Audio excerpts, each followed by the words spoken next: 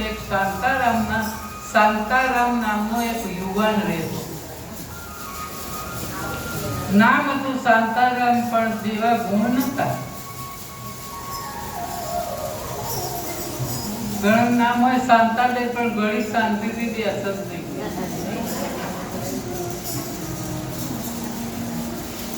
વણિક જ્ઞાતિમાં જન્મેલો, પરિવારમાં સૌથી નાનો, એટલે લાડકોડમાં ઉછરેલો.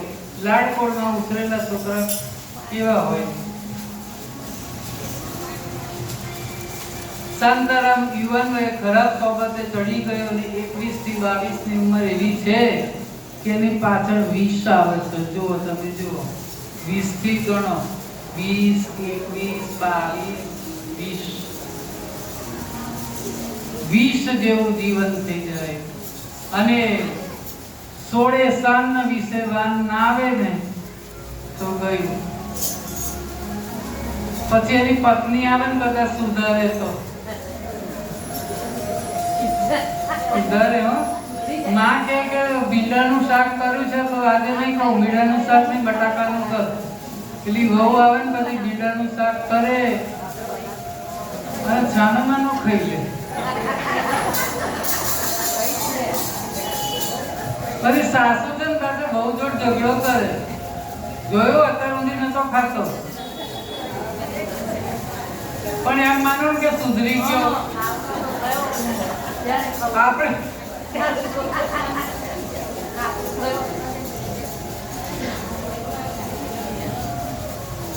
એના જીવનની ગાડી આવડા પાટે ચડી ગયેલી.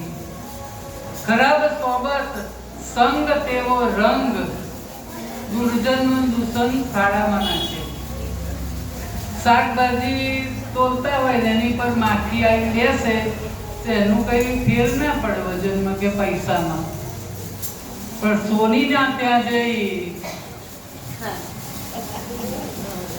જો તાંદળમાં માખી બેઠી તો 10,000 ની ઉઠે.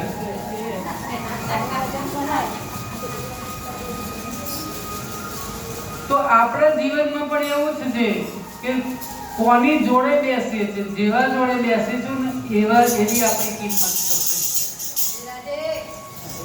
રાધે રાધે.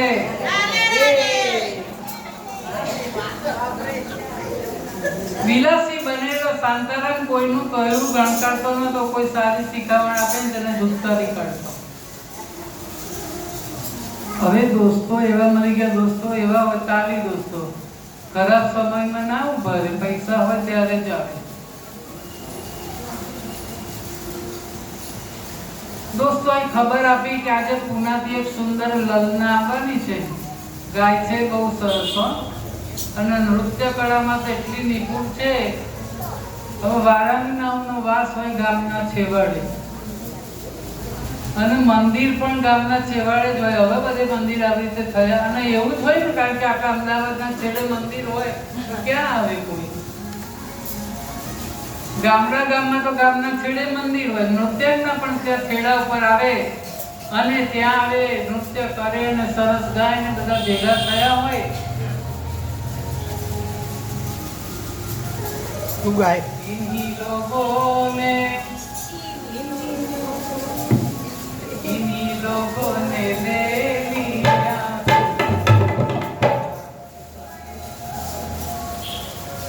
इन आंखों की मस्ती के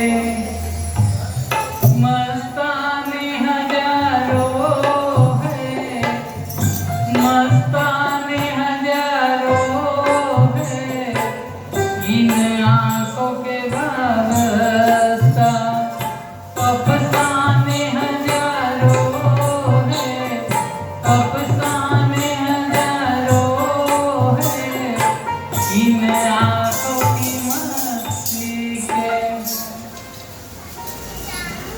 આ કોના માટે ગઈએ છે? આપણે કોના માટે ગઈએ છે? કો આપણે તો ગઈએ છે કૃષ્ણ માટે. એની આંખો તો જુઓ, આ માધવની આંખો તો જુઓ, એની આંખોમાં એવી મસ્તી ભરી છે, એની આંખોમાં જે મસ્તી ભરી છે એવી મસ્તી કોઈની આંખોમાં નથી. જુઓ તો ખરા કેવી રીતે જોઈ રહ્યો છે મારો વાલો. એકવાર દ્વારકાના દર્શન કરવા જાઓ અને દ્વારિકાના નાથની આંખોમાં આંખ નાખીને જોજો. ભલે કનૈયાએ આંખો બંધ રાખી છે, દ્વારકાનાથની આંખો ખુલ્લી નથી, જોજો બધા ધ્યારીને.